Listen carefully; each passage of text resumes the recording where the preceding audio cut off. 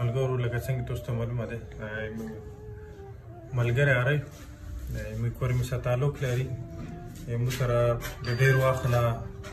د ملت ګورنمنټ کې د تلسیمه د مریضانو په خدمت کې موږ سره ډېر ټایم تیر کړی دی موږ چې څومره هم تلسیمه مریضانو تلو نو عارف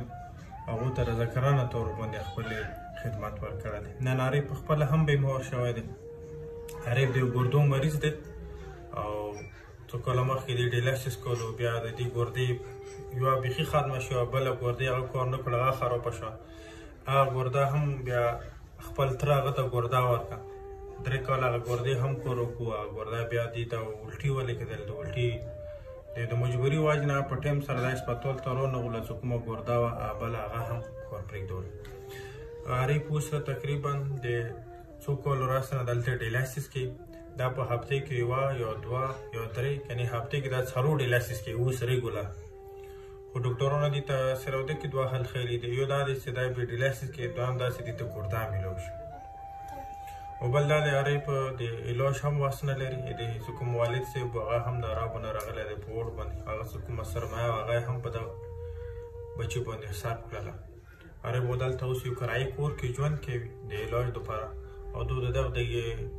کور د کرایې واس هم نه لري او عارف 4 بچي لري 2 بچي 2 لون دا تاسو ګور موږ ټولو خلکو ته هغه یې آواز واورئ د انسانیت په دغه خدمت کې د عارف د ژوند په بچکونې کې کوم هم ملګري چې مو آواز واوري موږ سره کومره هم تعاون کولی شي خدای دې وکړي داسې خلک چې هغه موږ ته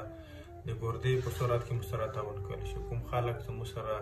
فاینانشلی د زکات یا د خیرات په سلسله کې موږ سره تعاون کولی شي موږ غواړو چې په دغه سخت وخت کې د عارف خاندان والا سره د عارف سره